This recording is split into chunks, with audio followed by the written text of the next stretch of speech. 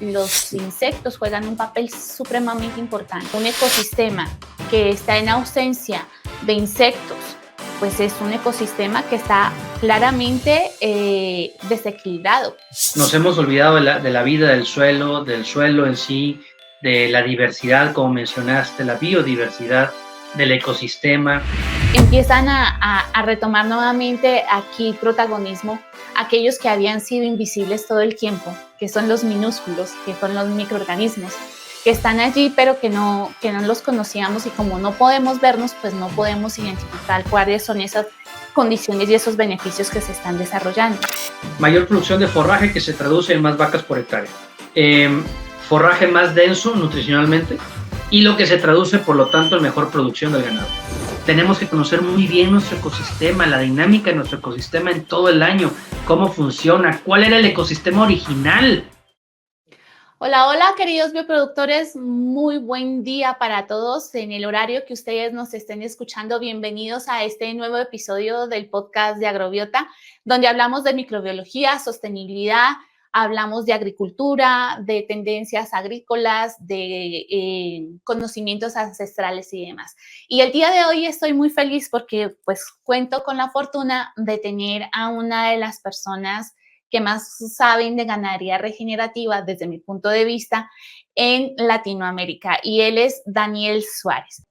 Daniel, cuéntanos cómo ha sido tu tránsito, cómo has venido trabajando este tema de ganadería regenerativa. ¿Cómo ha sido este tránsito en la ganadería regenerativa? Muy interesante, la verdad,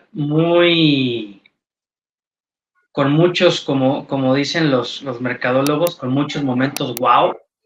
¿Sí?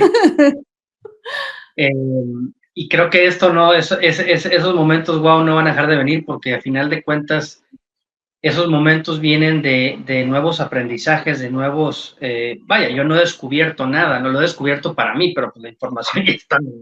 Yo no hago ciencia, yo simplemente soy un ganadero que va y lo aplica, y punto, ¿no? Entonces todos esos momentos wow han venido de ruptura de paradigmas, ¿no? De cambios fuertes de paradigmas, básicamente. Yo soy ingeniero agrónomo, entonces me enseñaron a arar, a sacar cuentas del arado, a aplicar insecticidas, todos los SIDAs, sacar las cuentas a partir de un análisis de suelos para saber cuánto aplicar, ¿no? Y pues todo eso se ha ido poco a poco,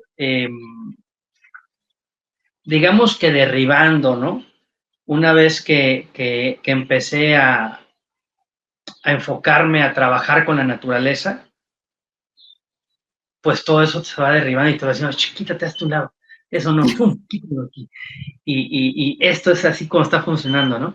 Y a final de cuentas, Paula, lo que sabemos hoy en día, lo que la ciencia nos ha puesto sobre la mesa de conocimiento de la naturaleza, es una mínima parte, ¿no? Es una bacteria, digamos, para que lo entienda toda la audiencia, es una bacteria en el universo que hay de microbiología, ¿no? De ese tamaño es el conocimiento que tenemos hoy. Entonces yo creo que hasta mi soberbia ha llevado cachetadas, ¿no? De hecho,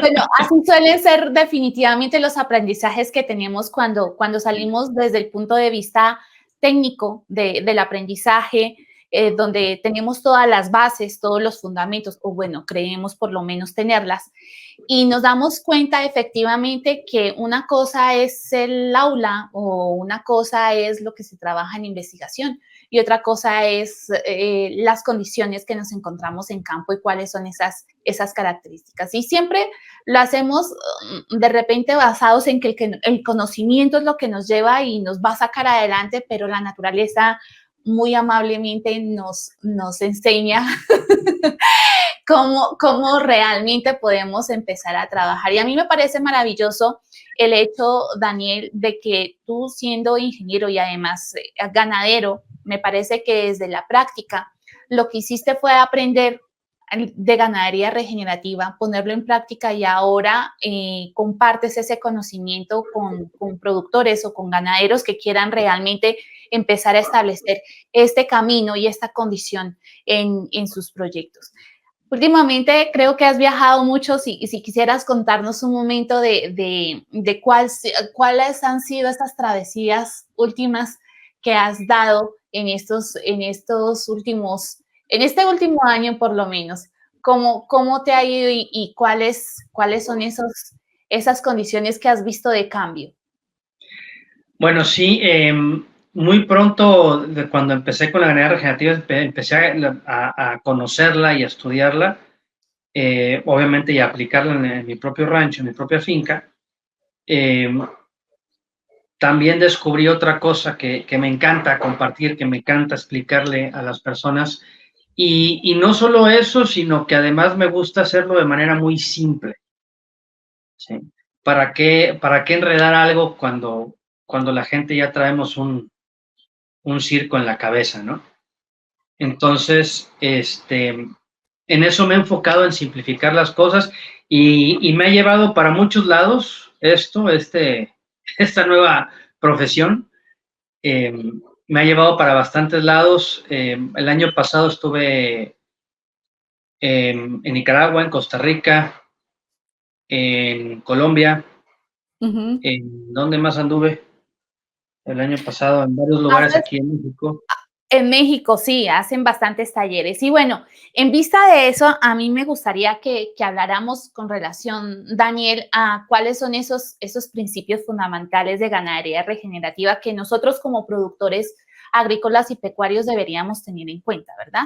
O sea, cuáles son esos principios que, bueno, desde mi punto de vista, estábamos hablando, por ejemplo, de la condición de un manejo holístico que nos permite la ganadería regenerativa, también el ciclaje de nutrientes que se da dentro de este ecosistema. El otro factor fundamental para mí viene siendo todo lo de diversidad de especies, que la diversidad siempre va a ser una ventaja muy importante en todos nuestros proyectos.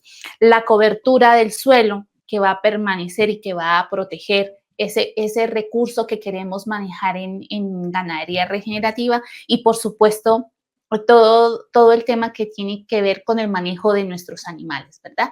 Esos, digamos que desde esta esquina son los que yo considero que son importantes. Desde tu esquina, viéndolo en la práctica y en ganadería, ¿cuáles son para ti esos principios, Daniel? Es bien fácil.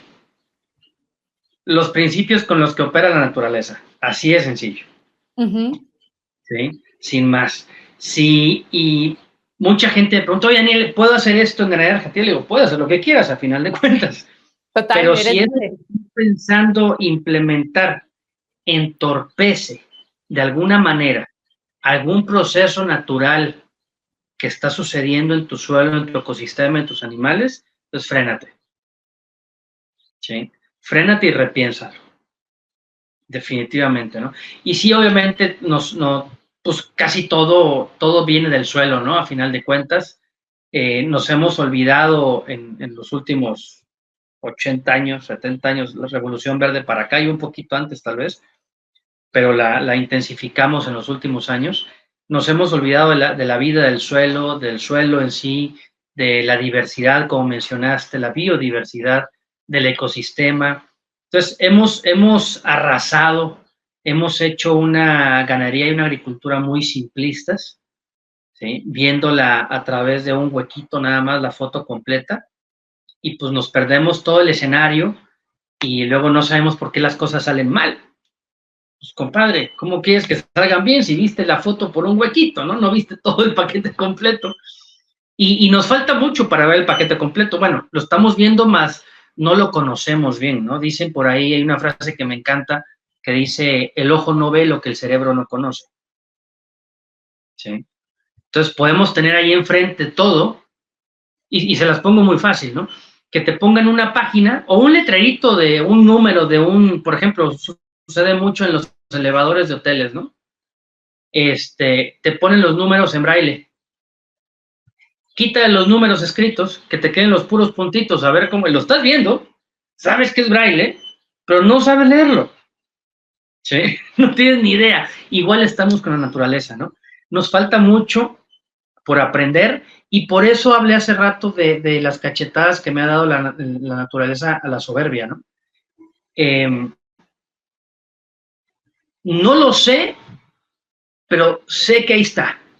¿Por qué? Porque estoy viendo resultados, estoy viendo tendencias en la naturaleza que me dicen, hey, esto sucede de otra manera de lo que estás pensando. Y eso lo vemos todos los días en el contexto de parásitos, en el contexto de las famosas malezas entre comillas, Sí. ¿sí? Genética de los animales, producción, en todo, absolutamente todo, lo vemos todos los días. Es que, por ejemplo, ahorita en mi rancho y en muchos ranchos de otros amigos y clientes, estamos viendo una situación. El rancho, después ya de años de trabajo con ganadería regenerativa, el rancho, Paula, no me vas a creer, tapizado, pero tapizado de garrapatas, que te da miedo entrar a los potreros. ¿Sí? Sí. Con ganadería regenerativa, ojo, con ganadería regenerativa, con más de 4 años sin aplicar garrapaticidas. Y los animales limpios. Sin 2, 3 garrapatitas ahí encima. Que alguien me explique. ¿Qué está sucediendo? No tengo la menor idea. Pero el resultado me está diciendo, ahí Vas va. bien. Tal vez algo pasó en las cadenas alimenticias, ¿no? Sí. En las cascadas alimenticias algo sucedió que no hay tantos depredadores de las garrapatas, pero al menos la comida ya no la tienen servida, que es el animal, ¿no? El animal débil, sobre todo, mal nutrido, por ahí va el asunto, creo yo. ¿Sí? No lo he leído en un famoso paper, no sé, nadie me ha sabido explicar, tal vez no he llegado a la persona correcta, pero algo hay definitivamente que puede ser con la nutrición del animal, con la ausencia de depredadores de las garrapatas, algo está haciendo un equilibrio que no me está generando problemas, ¿no? Entonces, ¿en qué momento un organismo se vuelve parásito o plaga? Porque Así la es. plaga es un concepto humano, netamente. ¿Sí? Ciertamente. Porque la naturaleza de una plaga viene a estabilizar un desequilibrio. ¿Sí? Entonces, el humano se inventó ese concepto de plaga y es básicamente cuando te genera un perjuicio Impacto. económico. Así es. ¿Sí? Así Pero es. si no me los tocas, Total, y creo que en este tema que mencionas, Daniel, es importante que nosotros como productores tengamos en cuenta que también digamos que un ecosistema que está en ausencia de insectos, pues es un ecosistema que está claramente desequilibrado, porque necesitamos aquellos, los insectos juegan un papel supremamente importante. Y hay un dicho nativo que dice que las plagas o bueno, digamos que esa población aumentada de estos insectos son mensajes de los dioses que nos dicen que efectivamente algo no está bien dentro de nuestro cultivo o dentro de nuestro proyecto. Y retomando lo que decías, Daniel, en el tema desde el punto de vista nutricional en nuestros animales, ¿verdad? Y en el ecosistema en general, empezamos a tomar en cuenta que empiezan a retomar nuevamente aquí protagonismo aquellos que habían sido invisibles todo el tiempo, que son los minúsculos, que son los microorganismos, que están allí, pero que no los conocíamos y como no podemos vernos, pues no podemos identificar cuáles son esas condiciones y esos beneficios que se están desarrollando. Y valga la anotación en este caso, cuando hablamos de nutrición, digamos que de la relación entre microbiología, que también está dentro del animal, que puede ser una de las razones por las cuales no se le están pegando las garrapatas a los animales, está relacionada es en esa relación de microflora y de microfauna, es decir, de microbiología y de microfauna que están allí, porque no solamente tenemos bacterias y hongos, sino que también tenemos protozoos y tenemos todos estos organismos que le van a dar un equilibrio para que puedan desarrollar una u otra función, pero que tienen características muy específicas y es que son anaeróbicos, es decir, que crecen en ausencia de oxígeno porque están en el rumen de nuestros animales. Y entonces viene esta relación. Lo que se ha encontrado desde el punto de vista microbiológico es que esta relación está muy marcada con el hecho de cómo alimentamos nuestros animales, cuál es esa relación, por ejemplo, de forrajes, granos, cuando lo hacemos. La otra condición es la frecuencia que tenemos de alimentación de nuestros animales. Ese es otro factor fundamental. Esos alimentos que estás adicionando, por ejemplo, esos aditivos alimenticios que les estás dando a los animales, bien sea cuando le tienes, digamos que quieres estimular la presencia de algo, que serían suplementos, pero otra cosa es cuando quieres evitar que se enfermen alguna cosa, que serían antibióticos o desparasitantes, por ejemplo. El hecho del manejo de los animales en sí y la interacción de estos microorganismos, como bien nombrabas, de las cadenas, de esta interacción de los microorganismos, no solamente en la panza del animal, sino la que está fuera.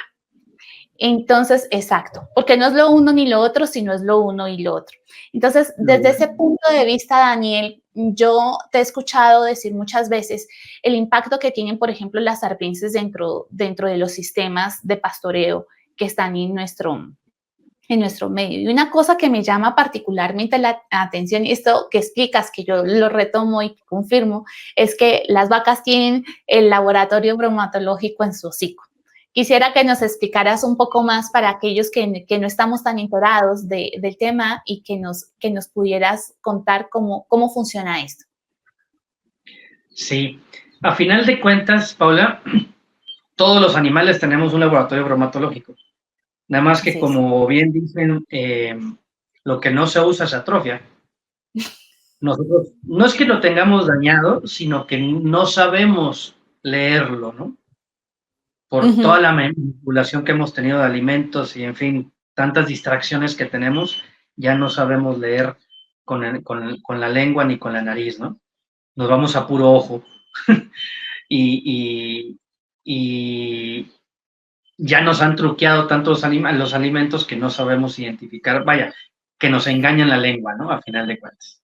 Así es. Pero la vaca, por suerte, aún sabe leer su hocico y su nariz, lo que esto le dice, ¿no?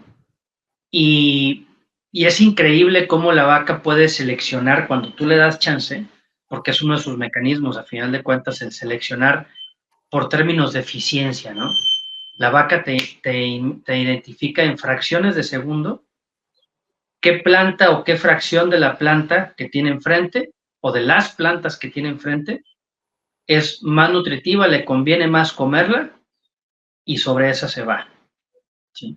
Y ahí es donde nace el problema, ¿no? De cuando no controlamos, como ya separamos al bovino, al herbívoro, de su ecosistema, de su dinámica natural, en donde había depredadores y se agrupaban y se movían de manera diferente y el pastoreo era de manera diferente. Entonces, ya tenemos alambrados y propiedad privada, soltamos las vacas, que se vayan a donde hay que coman, yo trabajo menos, y la vaca empieza a seleccionar, porque dice, mira, no hay ningún león ni nada que me vaya a atacar, y no sé cuándo viene, en cualquier momento puede volver. Entonces se pueden a comer lo mejor los chocolates del potrero. Entonces empezamos a degradar el tapiz vegetal, a perder biodiversidad de plantas y empezamos a perder cantidad de plantas también porque empezamos a agotar las reservas que ellas tienen en raíz porque están siempre comiendo el rebrote y el rebrote a destiempo, muy temprano porque están dando vueltas. Entonces la vaca se convierte en ese momento, pero ojo, no es culpa de la vaca, sino el que le hizo comadre, el que la está mal manejando, ¿no? Empezamos a perder plantas, a tener el suelo cada vez más descubierto, menos diversidad de plantas, suelo compactado porque la vaca está dando vueltas y vueltas y vueltas y vueltas por mucho tiempo en ese suelo y todo se empieza a empeorar, ¿no? Cada vez infiltramos menos agua en el suelo, pero nos andamos quejando que la sequía y es que es culpa del gobierno porque ya no me da chance de hacer otro pozo para regar, me quitó la concesión de riego y bla, bla, bla, bla, bla. ¿Sí? Es culpa del gobierno. Es, entre comillas, ¿no? Bueno, no van a sacar de contexto esto a alguien, por favor. Totalmente. Luego perdimos cantidad de plantas y diversidad de plantas Entonces tenemos menos comida, podemos mantener menos vacas por hectárea. Y luego he conocido aquí municipios, Paula, que ya tienen dentro del presupuesto anual comprar una infinidad de kilos de heno cada año para la temporada seca, porque sus ganaderos se quedan sin pastura. Y la ganadería es un rubro muy importante en el municipio, entonces tienen que apoyar a los ganaderos con pastura. Hazme el favor. ¿Sí? Para que veas el impacto que esto puede llegar a tener, ¿no? En vez de que lo metan a sector salud, por ejemplo, a educación, a infraestructura, a traer inversión, a poner todo listo para traer inversión, no. En pastura para animales, por compas, que no hay modo que aprendan a producir forraje y cuidar su suelo. ¿Por qué no mejor lo invierten? Ese mundo de dinero que meten en pastura, lo meten en educación y un programa de seguimiento de ganadería a sus ganaderos. Imagínate, sería una bomba. Entonces perdemos cantidad de forraje y perdemos diversidad de forraje. Y está en la diversidad de forraje, Paula, donde el ganado adquiere una nutrición súper completa. Súper completa, ¿no? Son herbívoros, no son pastívoros, son herbívoros, pero no significa que estén hechos para comer una sola hierba o un solo tipo de pasto. Sí. Ellas evolucionaron comiendo grandísima diversidad de forrajes, así como nosotros también, a final de cuentas, evolucionamos comiendo gran diversidad de alimentos, ¿no? Y venimos y le ponemos un monocultivo, quitamos las hierbas porque no nos gustan, porque el agrónomo nos dijo que competían con el pasto por nutrición, por gas, aire, agua, carbono, luz, internet, por todo compiten, ¿no? Sí. Todo compiten y hay que matar a esas desgraciadas, ¿sí? Y además no nutren nada. Imagínate. Así nos dijeron, seguramente están hechas de aire solamente, ¿no? Sí, son etéreas. Sí. Son un holograma ahí, ¿no?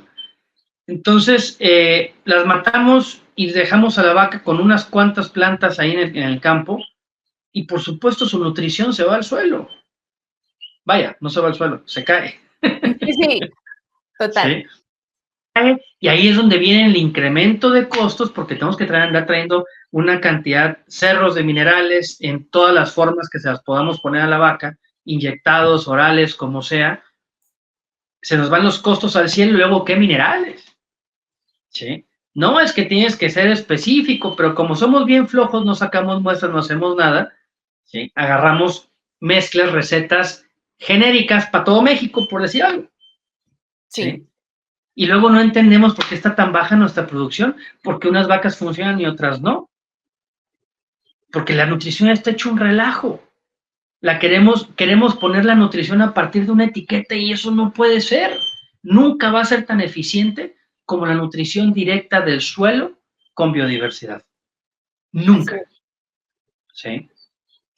Entonces, ese es el parte de la dinámica, cómo se rompe todo, simplemente cuando dejamos que la vaca le haga total caso a su laboratorio. ¿Sí? ¿Cómo hacemos que la vaca deje de hacerle tanto caso a su laboratorio? Bueno, pues haciendo el trabajo que hace el depredador. ¿Sí? Subiendo un poquito el nivel de estrés, lo subimos, agrupando, ellas se agrupan o las agrupamos, más bien, las agrupamos, aumentamos la competencia y dice, canijo, si yo no me como esta planta que está aquí, que es un poquito menos, se la come esta tragona que está acá al lado, o si no, mínimo la pisa, la cago, la mea. Cualquiera de... Sí. De una vez y pum, y se la mete a la boca, ¿no? Y ya tienes un poquito diferente nutrición. ¿Sí? Entonces, básicamente lo que tenemos que hacer los ganaderos es entender primero cómo funciona la vaca con esa selectividad y no selectividad, cómo funciona el estrés en ellas. Y fíjate, aquí me ha gustado últimamente, Paula, estudiar mucho sobre lo mismo, pero en el humano. Nutrición, estrés, todo eso. Y tú sabes, ahorita está de moda, no de moda, no quiero decir de moda porque significa que va a pasar. y ojalá y no pase porque es súper bueno. Todo el tema, por ejemplo, de las inmersiones en hielo, en agua fría. Ajá. De sal y asoleate 5 minutos, güey, en la mañana. Que los rayos de sol de la mañana le peguen a tus ojos. Vas a Total. funcionar diferente todo el día. ¿Sí? Ujú. De manera diversa, con alimentos sanos no procesados. Ayuna, ejercítate, muévete, genérate algo de estrés, pero estrés controlado, no estrés crónico, es muy diferente. Sí, son cosas distintas. Alimenta tu microbioma.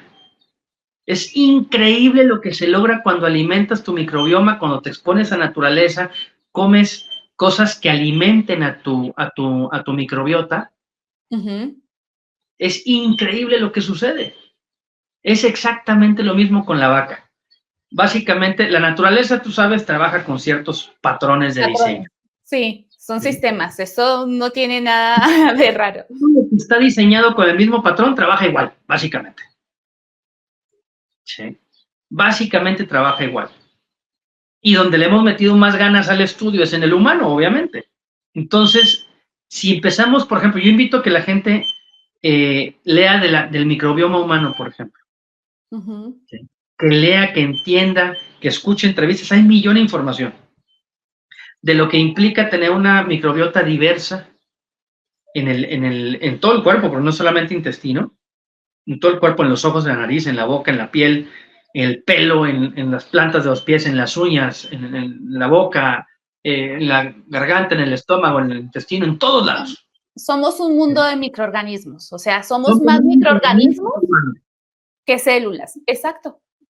¿Sí? Somos más microorganismos que humanos, para acabar pronto, ¿no? Tal Entonces, cual. el impacto que eso tiene en nuestra salud, cuando esto está diverso y completo, el impacto que tiene y el impacto que tiene cuando está incompleto y poco diverso.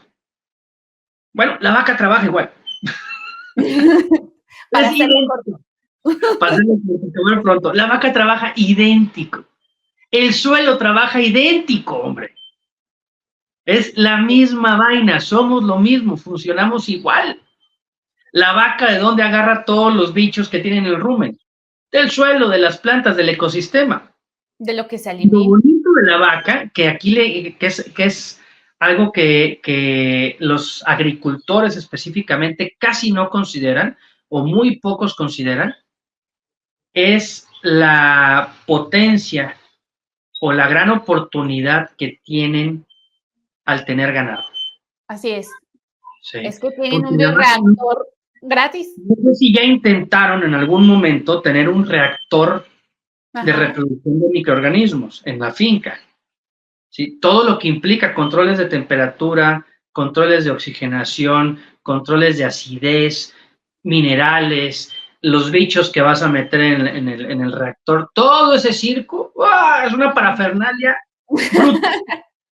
Brutal, para hacer los insumos lleva su trabajito. Claro. ¿Sí? Trabajamos mucho. Uh-huh. La fregada vaca ya lo hace todos los días, constantemente. Duerma, coma, corra, esté pariendo, lo que sea, lo está haciendo. Es una belleza, es una fuente de microbiología brutal. Importantísima. Súper importante y además balanceado siempre. Obviamente mientras la tengamos comiendo lo que debe comer, ¿verdad? Exacto, ahí es donde es importante que nosotros retomemos este tema del que tanto estás hablando, Daniel, porque claro, microbiología siempre se va a relacionar, digamos que a esa relación, valga la redundancia, que existen entre los distintos organismos que están allí y saber que esa diversidad microbiológica nos va a permitir alcanzar una mejor nutrición de nuestros animales, no solamente por aquellos que están en el rumen, que están en el contenido ruminal o que tienen en sus distintos espacios de estómago, sí, porque no es que tenga 4 estómagos, sino que están divididos, que esto es importante aclararlo. Y la otra cosa es también que tengamos en cuenta que, claro, está anaeróbico en la panza del animal, es un medio anaeróbico. Entonces, cuando sale el estiércol, pues simplemente no vamos a tener toda esa riqueza microbiológica que puede estar dentro, que tampoco vamos a necesitar, porque la naturaleza es sabia, ¿no? Sabe en qué momento todos somos materia orgánica y estamos diseñados específicamente para que todos nutramos a todos en cualquier momento. Así que el tema está en ver cuáles son esas condiciones que necesita nuestro animal y cómo nosotros también establecemos esa condición óptima para que el animal se desarrolle. Bien lo decías tú, por ejemplo, con el tema de los arbences, que es uno de los temas que es bandera nuestra, y es entender que no solamente aporta los nutrientes, sino que además es un bioindicador. Además de eso, te está diciendo cómo está el ecosistema, cuáles son tus condiciones que tienes allí, pero también aporta nutrientes que son súper necesarios para ese ecosistema como tal.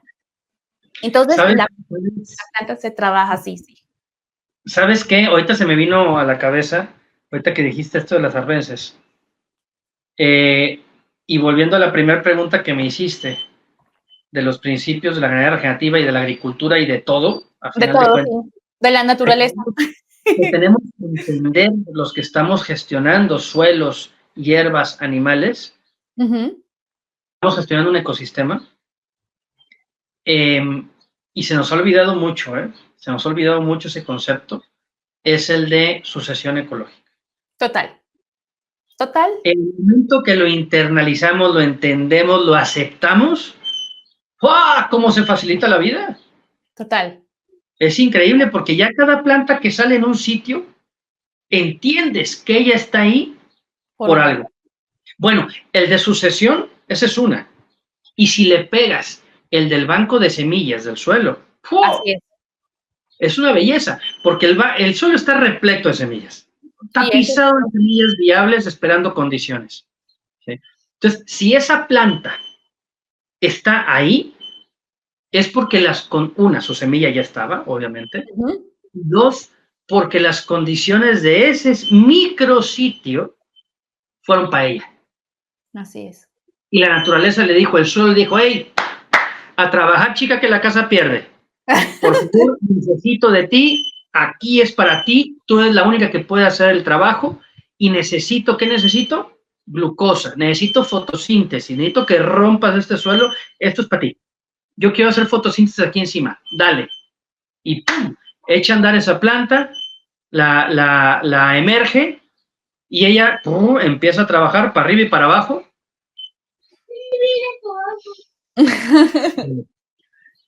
Empieza a trabajar.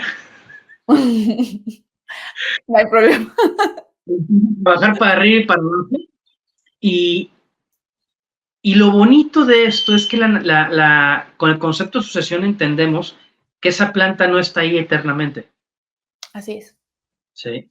Ella está ahí haciendo un trabajo, mejora las condiciones de ese suelo, de ese micrositio, y eventualmente las mejora tanto que ya no que está. Otra planta más adaptada a esas mejores condiciones le dice, muchas gracias, y se desplaza. ¿Sí? Ajá. Y se desplaza. Vámonos. Entonces, cuando entendemos eso, la pelea contra las malezas se acaba. Le dices, muchas gracias por haber salido acá.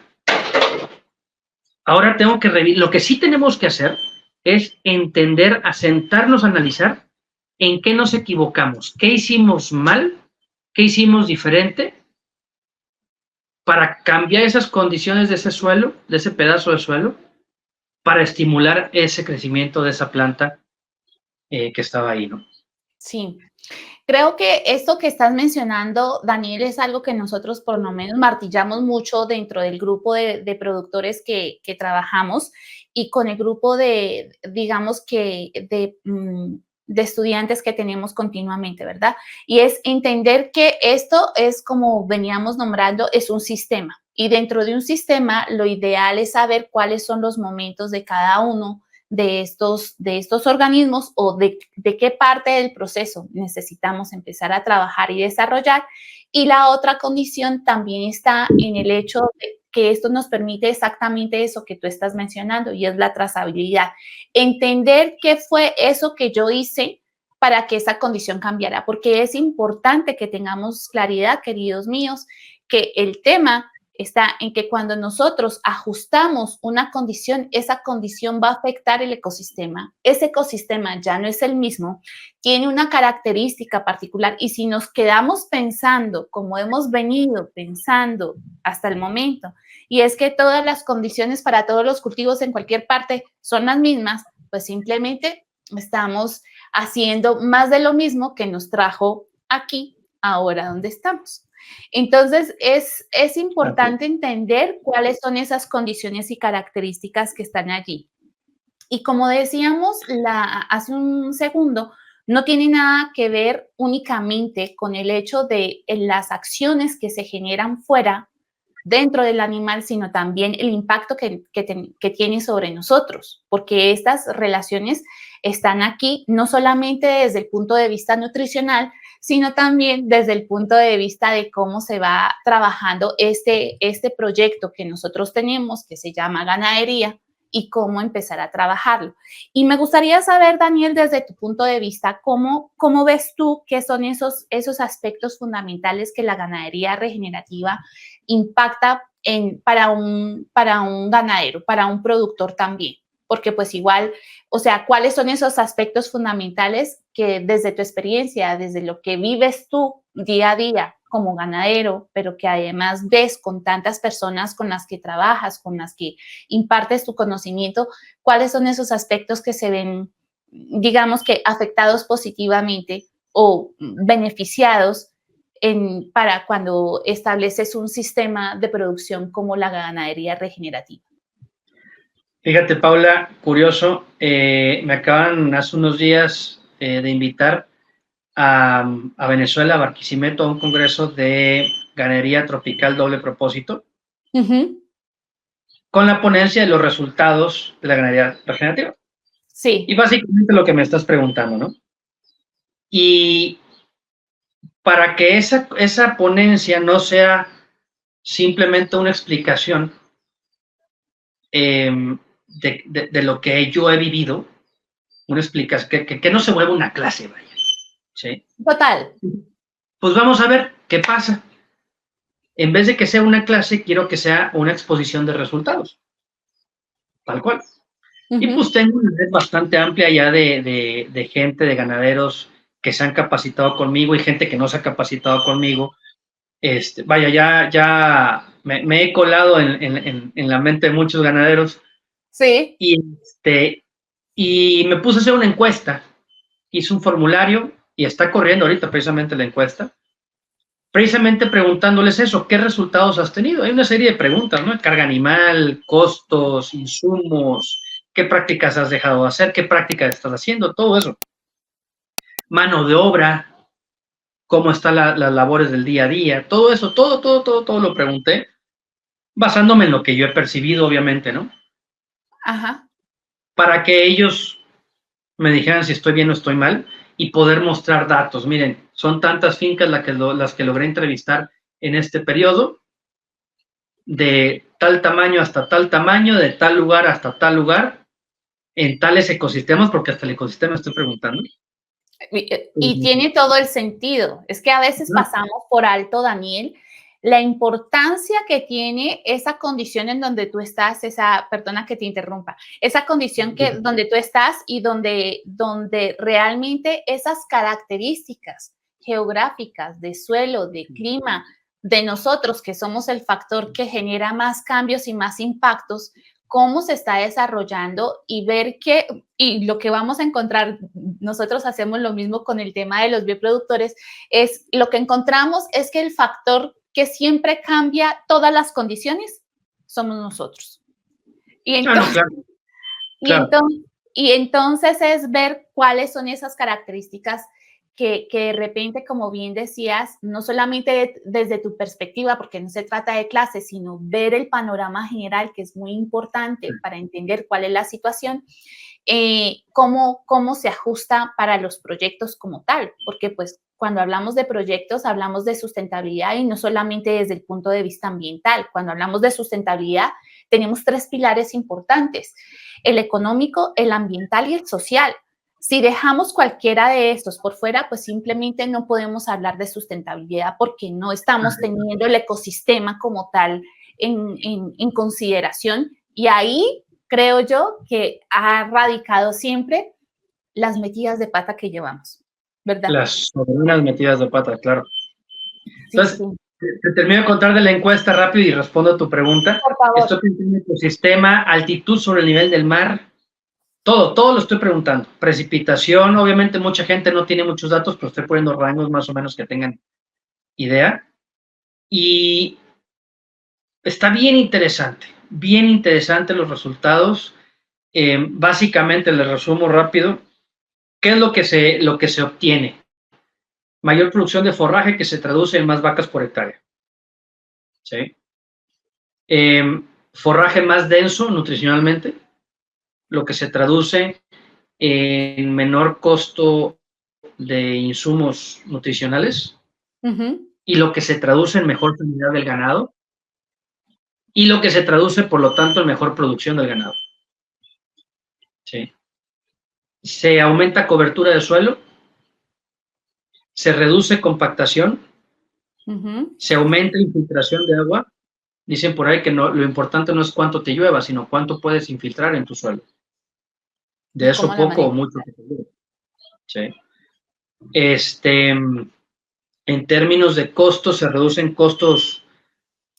Normalmente el rango de costos de reducción de costo de insumos va del 50 al 90% de insumos directos, ¿no? De costos directos sobre todo lo que va sobre el animal, ¿no? Es increíble. Simplificas ya en la parte laboral, digamos, simplificas mucho las labores de la finca, del rancho. Se simplifica de manera increíble. Caso propio, por ejemplo, yo llegué a tener 7 tractores dando vueltas en la finca, sin hacer agricultura, ¿eh? Bueno, ensilaba pastos de corte. Sí. Pero sin hacer agricultura, era puro potrero, revolturas alimenticias para el ganado y todo lo que es silo y chapeo de potreros, ¿eh? Hasta 7 tractores. Hoy, Paula, hoy tengo 0. 0. Lo que tengo para trasladar cosas del lado a lado del rancho es un carretón que ya cualquier caballo del rancho sabe jalar y listo. ¿Sí? Y como aprendí a usar el ganado, como me atreví a empujar el ganado, la densidad de pastoreo y aflojarla, digamos que aprendí todos los tonos de grises, qué pasa cuando yo súper aprieto y cuando súper aflojo el ganado. Aprendí todo eso, ya sé qué es lo que sucede en el suelo y con el ganado cuando hago cada tono de gris. Entonces yo ya manejo mi finca es muy plana y sin piedra, pero yo la manejo como si fuera inclinada y con piedra, que no puedo meter maquinaria. Todo el trabajo lo hago con el ganado. Todo el trabajo lo hago con el ganado. Si hay una zona, digamos, de algunas cervezas un poquito arbustivas o ya muy leñosas, muy viejas, que hay que impactar, yo no meto tractor a cortar nada. Meto el ganado a una densidad muy alta a que me hagan el trabajo con las patas. Exacto, con las pezuñas. Sí. Así es. Entonces, yo siempre les digo a la gente, ¿de qué se trata la ganadería regenerativa? De aprender a administrar la boca, las patas y el ano de tus vacas. Eso es todo. Total.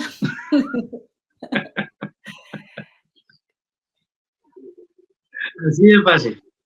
Sí.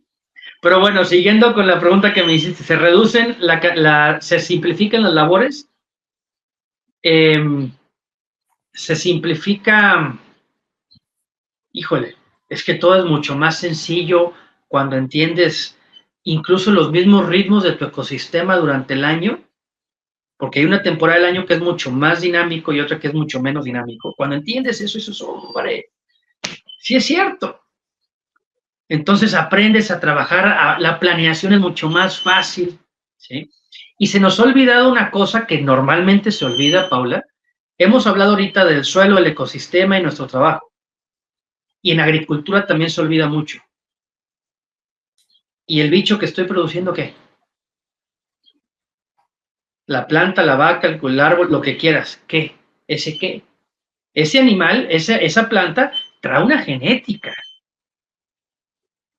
Trae una Absolutamente. genética que yo tengo que considerar al momento de decidir qué voy a traer. Yo no puedo traerme, por ejemplo, aquí a Chiapas, maíces de Puebla.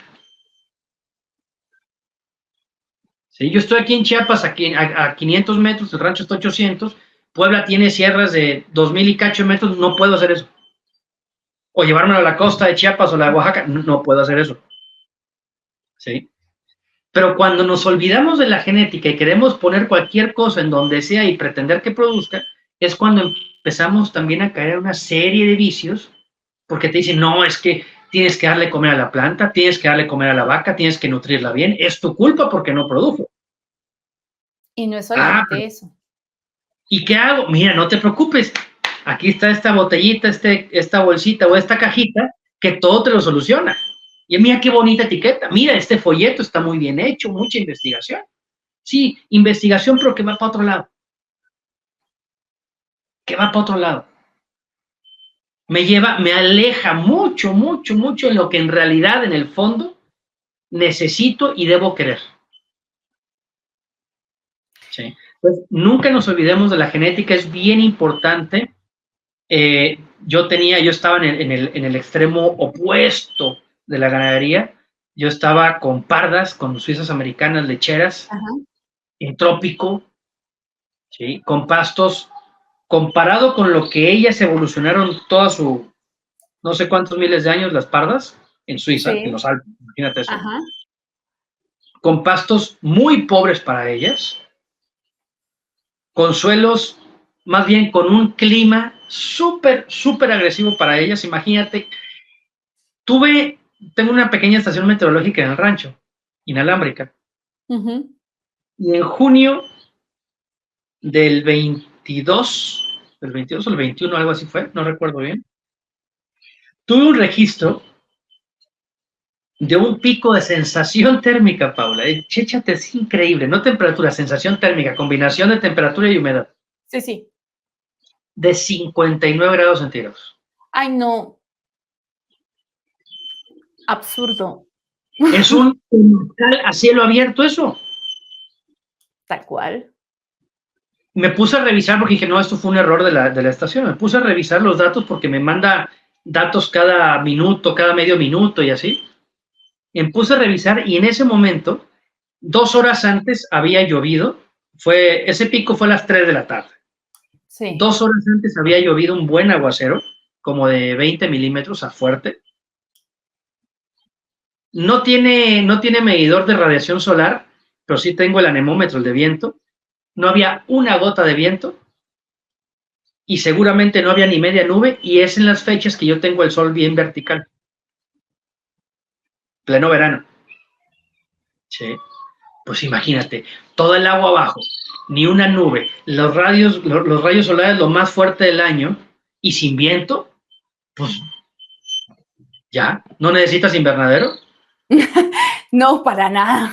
Estaba hecho ya eso, era una cosa ahí brutal, fue un pico, un rapidito, ¿no? Obviamente.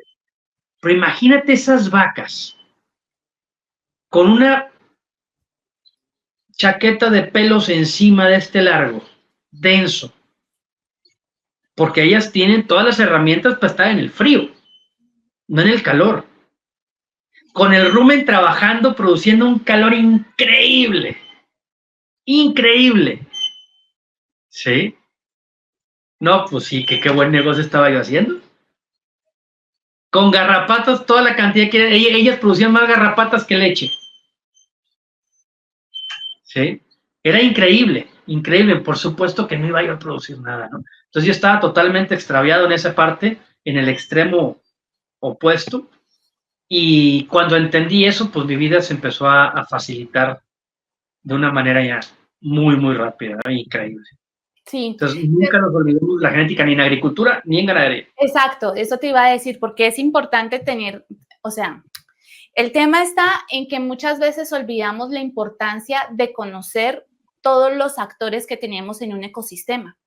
Y entonces olvidamos que, por ejemplo, lo que tú mencionas, cuál es el animal que se adapta bajo mis condiciones. Nosotros estamos acá en clima frío, por ejemplo, acá en Colombia, donde yo estoy ubicada. Mi papá ha sido ganadero, no de muchísimos animales, sino de 35 animales que se están trabajando y que vienen allí alimentándose. Las condiciones de clima son importantes tenerlas en cuenta porque por más que quieras, hay gente que está, como en el caso tuyo, aquí quieren hacer engorde de animales, pero en clima frío, imagínate tú tener un animal que se adapta a condiciones climáticas que son de clima cálido, porque allí es donde es más fácil, digamos, que ganen peces los animales, que eso tampoco es tan cierto porque dependerá del tipo de animal y las condiciones y todo lo demás, exacto, pero en términos generales desconocemos esa capacidad y también desconocemos la capacidad que tiene un animal que está bien seleccionado, ahora que tú tengas bien la genética bien determinada, pero resulta que no le estás dando las condiciones al animal para que exprese toda la capacidad genética que tiene. Y entonces ahí estás también perdiendo una ventaja que puede ser una ventaja competitiva para poder desarrollar tu proyecto.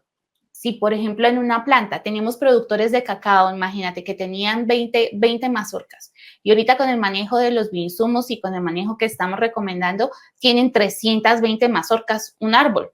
Entonces, la diferencia es abismal. Y bueno, ¿qué fue lo que pasó aquí? Claramente, aquí también hay que tener en cuenta que la planta va a perder, como todos, lo que va a hacer es abortar frutos para poder mantener unos frutos que tengan las condiciones y características. Va a mantener aquellos que nutricionalmente sea capaz de mantener, que la planta tenga la capacidad de hacerlo, y lo mismo pasa con los animales. Y es importante, por eso es que me parece tan importante uno de los aspectos que ustedes manejan en ganadería regenerativa, y bueno, nosotros aplicamos también, y es el manejo del pastoreo. Daniel, me parece que es un factor que a veces pasamos muy por alto y que de verdad es súper importante cuando entendemos cómo manejar, cuál es el valor fundamental de los pastores, de los ateros, cómo entender estos animales, cómo realmente entender cómo se comportan, cuál es su comportamiento y sobre eso tomar decisiones también, porque ellos todavía, como dices tú, no están olvidando su naturaleza, sino que todavía están en contacto con sus sentidos y prevén y pueden ver cosas que nosotros no podemos ver. Y me parece muy interesante cuando tú mencionabas en algún artículo que leí de tu blog, el hecho de cómo entender esa condición genética, cuáles son las características que necesitan los animales para cumplir su beneficio y cuándo definitivamente tú tienes que empezar a determinar cuáles animales ya no deberían estar dentro del hato, que es una de las cosas que estás haciendo ahora, entiendo, ¿verdad? Sí. Entonces, me gustaría que nos contaras un par de tips con relación a esto, de por qué es tan importante reconocer también aquellos animales que generan un impacto no tan positivo dentro del proyecto, sino que empiezan a generar un rastre, y que es importante que reconozcamos o que veamos cuáles son las condiciones que nos llevan a ese punto. Fíjate que es relativamente sencillo. Obviamente, cuando ya entiendes la dinámica y todo, es algo muy sencillo, ¿no? Todo es difícil cuando no lo conoces. Así es. Sí, una cosa es que sea simple y otra cosa es que sea fácil. Pues no es simple, es complejo, pero sí es fácil. Una vez entendido, es fácil. Y básicamente cuando tú le pones ya todas las condiciones, entre comillas, condiciones, cuando ya tienes un potrero, por ejemplo, diverso, cuando tienes un control de pastoreo, como les dije hace rato, ¿de qué se trata esto? Es lo principal, más importante es administrar las patas, la boca y el ano de tus vacas. Empezando por ahí. Cuando ya dejaste de aplicar venenos, cuando tu suelo ya ves señales de avance en su salud, en su biodiversidad, en todo aspecto, si tú volteas a ver a tu hato, vas a encontrar animales que van bien y animales que van mal. ¿Sí? Y no es tu culpa. No es tu culpa. Por eso hablaba ahorita de la genética. ¿Sí? ¿Por qué? La genética los genes los veamos como una serie de herramientas que trae cada animal para operar en ciertas condiciones, ¿no? Entonces, si una vaca, si dos vacas, una que está funcionando bien, digamos gorda y una flaca, en el mismo hato, la misma genética, entre comillas, la misma raza, y con el mismo manejo, con las mismas oportunidades y obligaciones todas, ¿sí? Y una funciona y otra no funciona, ¿qué significa? Que hay una diferencia genética que tú puedes seleccionar y descartar, ¿sí? Que tú puedes seleccionar y descartar. Entonces, siempre nos hemos enfocado, normalmente cuando hablamos de genética, en seleccionar esa mejor vaca, ese mejor toro, en ir mejorando, empujando el hato, ¿no? Pero, pues, como toda población, tú tienes esta famosa campana de Gauss, ¿no? Que tú tienes de toda la población un poquito muy buenos, sí, muy, muy buenos, y conforme te vas al centro, la población se aumenta con rendimientos promedios, digamos, y de nuevo vuelve a caer y tienes muy poquitos muy malos, ¿sí? Entonces, parte de las estrategias, más que de ganadería regenerativa, es estrategia de negocio, porque esto si no da plata, no hay cómo mantenerlo. Pues no es negocio. Total. Yo siempre les digo, la Madre Teresa de Calcuta ya murió y no dejó crías. No, y además ten en cuenta que es que un hobby de estos es un hobby costoso. O sea, ganadería o agricultura como hobby, pero por favor, si estamos en el rubro que es más costoso de todos. Sí, es muy, muy costoso, definitivamente. Y te digo, siempre nos enfocamos en esa parte, ¿no? De empujar el hato a las vacas, de seleccionar o tratar de mover por mejoramiento genético toda esa curva y empujarla hacia adelante, ¿no? Pero nos olvidamos de unos animalitos, los malos, los extremadamente malos. Madre mía, que me he encontrado ranchos repletitos y el mío estaba así también, a final de cuentas, ¿sí? Porque la adaptación me genera, esos animales eran teóricamente muy productivos, teóricamente, pero en la práctica no se veían para nada. Pero no era culpa, bueno, en su caso no era culpa de ellos, era culpa mía, que yo sabiendo la genética y todo, no entendía el concepto de adaptación y los tenía en un lugar donde no funciona. Es como si tú quieres ir a la playa en un Ferrari. Total. Si quieres andar en la playa en un Ferrari, bueno, pues vas a necesitar una grúa que te lleve en tu Ferrari. Una grúa hecha para la nieve, para la arena, perdón. Total. ¿Sí? Y vas a andar felizota arriba de tu Ferrari, pero en la grúa. Sí, y entonces la velocidad, pues no la vas a aprovechar. Y el costo. Además. Ya de principio costó el Ferrari. Total. Sí. Entonces, es bien importante también, y últimamente he estado ofreciendo cursos en eso, de identificación de animales improductivos. No ineficientes, improductivos. Me he topado en ranchos, Paula, que hemos descartado así inmediatamente porque son animales no que te van a producir poquito, animales que no te van a producir. ¿Y te van a hacer todo el trabajo. Y desde tu perspectiva, ¿cuál es esa diferencia entre improductivo e ineficiente? Desde la perspectiva de un ganadero, ¿cuál es esa diferencia? Ineficiente es un animal que te produce, pero lo mínimo. Tal cual, con muy ineficiente, lo mínimo, y ahí va y te da muy poquita plata y listo. El improductivo es el que totalmente no sirve para nada. ¿Sí? Animales que se la pasan enfermos, que fueron mal desarrollados, por ejemplo, animales que sufrieron una desnutrición juvenil y su organismo completo llegó a estado de madurez, pero con desnutrición.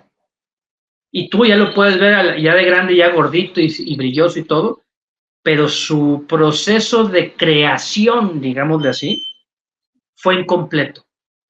Por lo tanto, su producción va a ser incompleta, pero va a comer completo. Sí, sí. Claro. Son animales que no te van a rendir nunca, nunca, por más que le pongas todos los bálsamos encima que quieras y todo lo que se te ocurra, toda la veterinaria completa, el animal no te va a rendir como te debió haber rendido si hubiera estado bien desarrollado. Y lo bonito, Paula, es que esos animales no tenemos que esperarnos a que empiecen a producir para darnos cuenta. Ellos tienen ciertas características anatómicas que podemos identificarlos muy fácil y decir, venga para acá, venga usted para acá, usted se va al corral chiquito. ¿Cuál es el corral chiquito? El bolsillo. Ahí no pasa nada con usted. Sí. Entonces, sí hay ciertas características que podemos nosotros identificar y es como en la agricultura, hombre. Tú ves una planta de maíz, por ejemplo, que lleva 4 o 5 semanas y sigue con, no sé, 5 hojas, todas delgaditas, cloróticas, jodidas. Por más que le avientes todo el fertilizante, esa planta ya no te va a dar. Por más que le pongas todos los bioinsumos que quieras, esa planta ya no te va a dar, ya va tarde. Ya va tarde. ¿Sí? No hay nada que rescatarle. Absolutamente. Si haces, por ejemplo, si tú injertas cítricos y haces un mal injerto y en el injerto se te hace una cicatriz, ¿qué tienes que hacer? Reemplazarlo, no hay de otra. Porque ese árbol no te va a rendir lo que debe rendir. No, y además es una pérdida, o sea, lo que no entendemos, y creo que es importante rescatar esto que dices, Daniel, porque a veces tenemos apego, porque son organismos vivos y está bien, pero el tema está también entender que por más que nosotros queramos esa condición, cambiarla, pues no vamos a lograr el beneficio que queremos lograr. Y el tema, una de las razones que tenemos por los cuales la agricultura y la ganadería no son, digamos que mucho más productivos o eficientes hablando como proyecto, es precisamente eso, que no tomamos decisiones, que no hacemos una planeación adecuada, que no estamos analizando cuáles son los factores que impactan positiva o negativamente en nuestro proyecto, que desconocemos cuáles son todas esas condiciones y características y no aprovechamos lo que tenemos porque pensamos que lo de fuera está mejor, cuando la idea es que podamos trabajar con lo que tenemos dentro de nuestro ecosistema y sobre eso empezar a pensar por fuera de la caja, a ver cómo carambas yo cambio esta condición para poderla trabajar. Fíjate, Paula, que hace un par de años me metí a un proyecto y calza perfecto con lo que estás diciendo. Me metí a un proyecto, me invitaron a un proyecto que se llama Ranching for Profit. Y sí, es un curso de administración de negocios agropecuarios, ¿sí? Que es también uno del que me he estado moviendo por buena parte de Latinoamérica ahorita. Y en el curso, en la escuela, tenemos una visión, una analogía, digamos, para que entendamos mejor lo que es el negocio agropecuario. Imagínate una olla de 3 patas, ¿sí? Una olla de 3 patas. Sí. Una olla es la producción, perdón, una pata es la producción, la otra pata es la tierra, la otra pata es el dinero. Producción, tierra y dinero, ¿ok? ¿Y la gente? ¿Dónde está?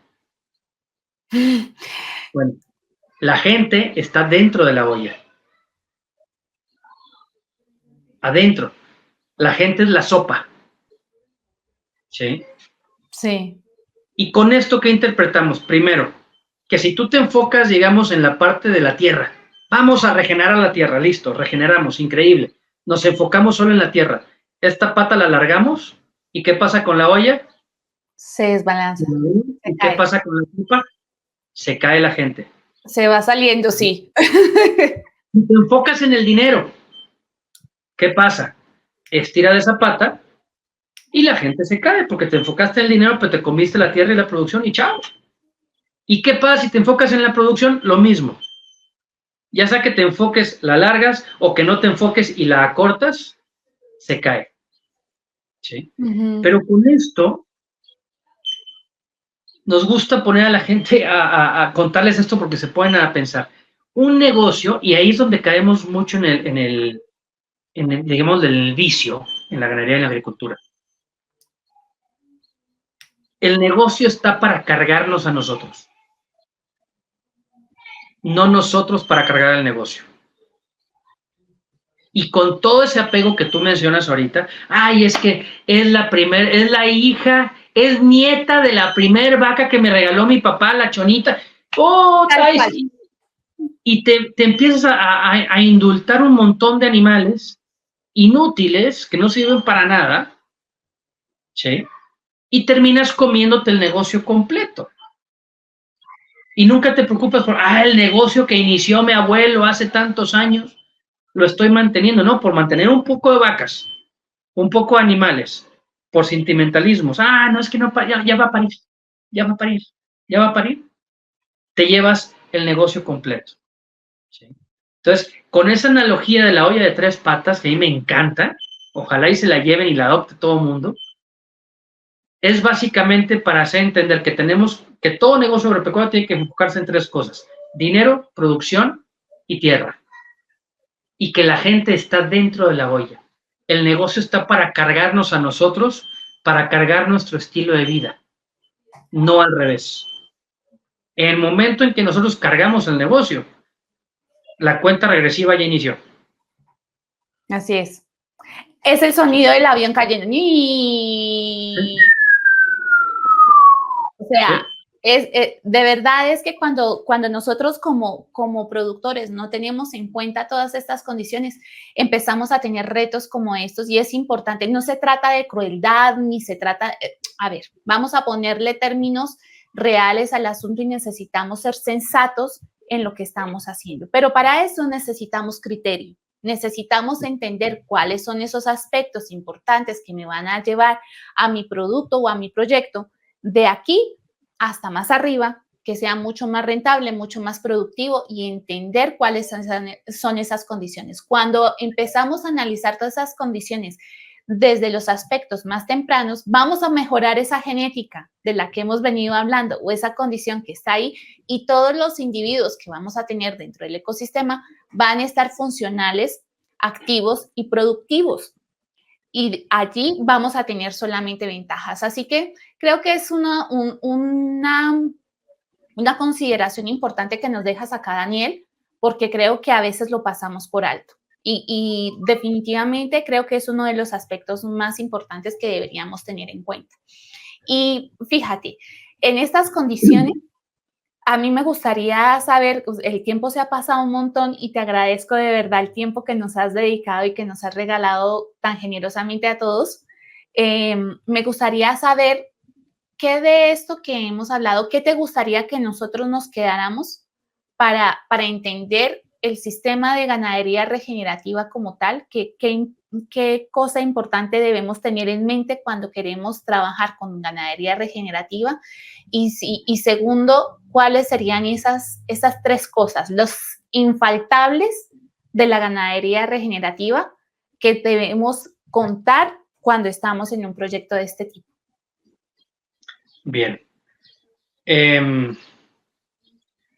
Lo primero y que es donde estamos más faltos en cualquier negocio agropecuario, y lo mencionábamos ahorita, es el dinero. Nos encanta la producción, nos encanta la regeneración de la tierra. Tú y yo, la gente que nos está escuchando seguramente ya está clavada en el tema de salud del suelo y del ecosistema. Claramente. Y nos da pavor educarnos en dinero. Sí, parece que fuera una mala palabra, ¿verdad? No sé. No, ¿cómo vas a hacer dinero? No, tápalo, no. ¿Sí? Pero no, sí, es la pata de la olla, en serio, quiero que se lleven esta olla a casa. ¿Sí? 3 patas. La gente está arriba, es el contenido de la olla. Así de fácil. Yes. La otra cosa que tenemos que considerar para ganadería regenerativa es entender la relación herbívoro, hierba, suelo. Y todo lo que implica en el inter, ¿no? La microbiología, todo, ¿no? Pero la relación herbívoro, hierba, suelo es súper importante. Como les comenté hace rato, el concepto de sucesión ecológica para mí es clave. Sucesión ecológica, vamos a hablar de entender el banco de semillas. ¿Por qué insisto tanto con el banco de semillas? Porque el concepto de malezas es uno de los más arraigados en la cabeza del ganadero y del agricultor. Sí, Sí. y son arbences. Y ven semillas como el seguro que tiene el suelo ante las estupideces que podamos hacer. Es el contrafuego de la naturaleza contra nuestra tontería máxima. Claro, claro, el suelo está listo. En mi rancho dice, a ver, yo estoy preparado para que en el momento que este gordito sonso cometa una estupidez otra vez. ¿Sí? Él está preparadísimo. No, es que hay que aplicar, que hay que quitarla. Y ya va a semillar, no, ya va a semillar. Que semille, déjala. Es su seguro, es el seguro del suelo, seguro de vida, déjalo. ¿No? Entonces, banco de semillas, sucesión, relación herbívoro, suelo, hierba, todo el concepto de adaptación y de eficiencia funcional, le dicen los estudiosos, en términos de ganado. Sí. ¿Qué más? Básicamente, al entender la relación de la hierba, el suelo y el ganado, entendemos la parte del pastoreo, se va a colar en la parte del pastoreo, que ahí es donde empieza todo, donde debemos empezar a trabajar a final de cuentas. Así es.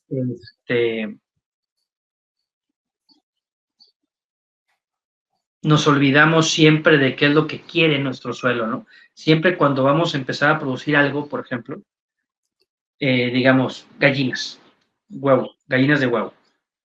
Sabemos que la gallina requiere un nido, sabemos que la gallina necesita algo de sol, pero no tanto porque trae una chaqueta de plumas Trae encima. plumas, sí.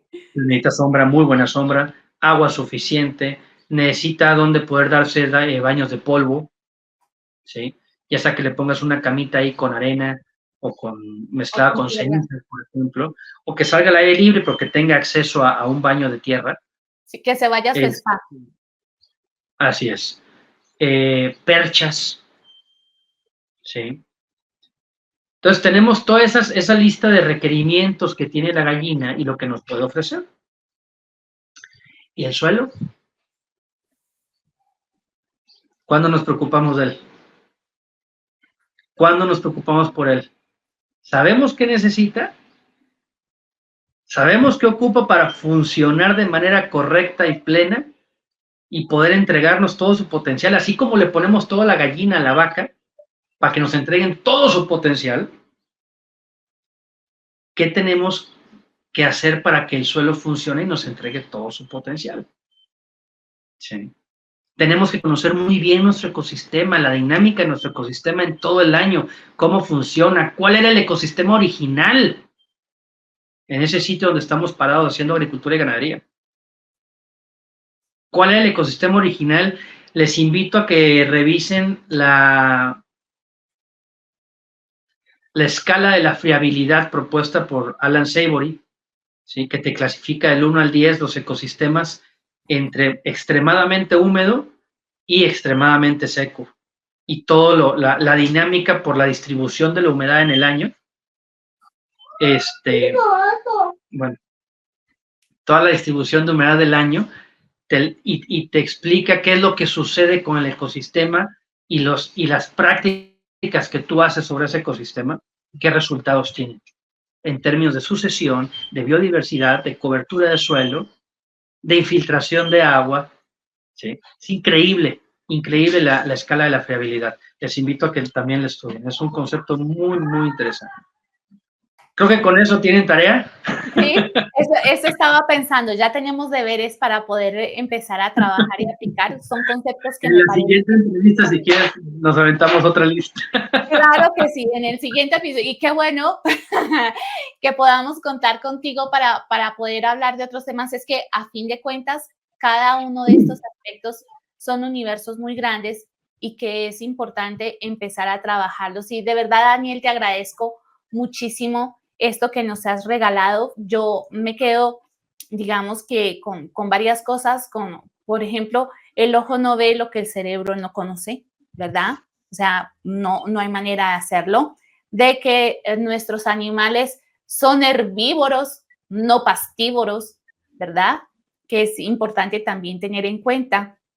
Y esa reducción de costos que podemos tener del 50% al 90% cuando trabajamos de la manera eficiente, de la manera responsable y de la manera consciente que implica todos aquellos sistemas que estamos trabajando con el fin de tener todo el panorama completo y analizar cuáles son las mejoras que tenemos en nuestro proyecto. Así que, Daniel, de verdad, te agradezco infinitamente. Muchas gracias por tu generosidad para acá con la comunidad.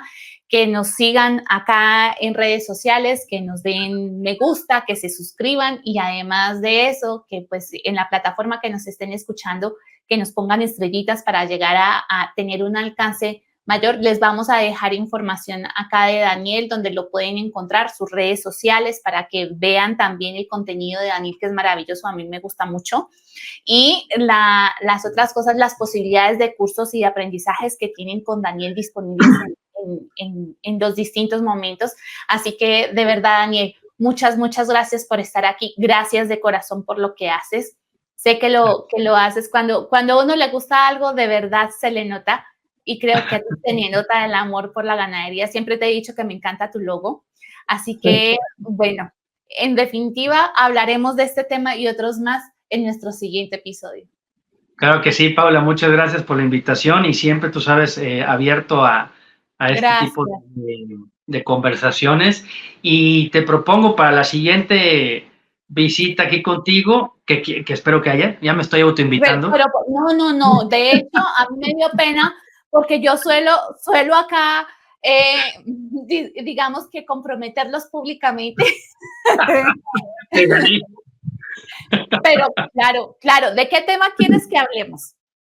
Para la siguiente ya voy a tener estos resultados de la encuesta que te digo. Súper. Y me encantaría poder compartirlos ahí contigo. Me parece que es fantástico y entonces hacemos un análisis de los mismos para poder trabajar con ellos. Daniel, de verdad, te agradezco infinitamente lo que estás haciendo. Les dejamos a todos aquí la información de Daniel y, bueno, de todos sus cursos, sus talleres y todo lo demás están disponibles. Por favor, el primer paso para saber en qué debes invertir, invierte en ti. Invierte en tu conocimiento, en tu desarrollo personal, en tu crecimiento. Eso no te lo va a quitar nadie y te va a hacer mejor persona, mejor profesional. Y bueno, aquí se generan réditos cuando somos esto que queremos hacer. Primero ser, luego hacer y luego tener. Gracias, Daniel. Un abrazo a ti y a toda tu audiencia, Paula. Gracias. Queridos míos, nos vemos en el siguiente episodio. Ya saben, pórtense bien y trabajen. Felices siembras. Bye. Gracias, Daniel. Agrobiota Podcast. Un podcast que construye una comunidad que explora el universo agrícola desde microorganismos y sabores ancestrales hasta estrategias de negocios sostenibles.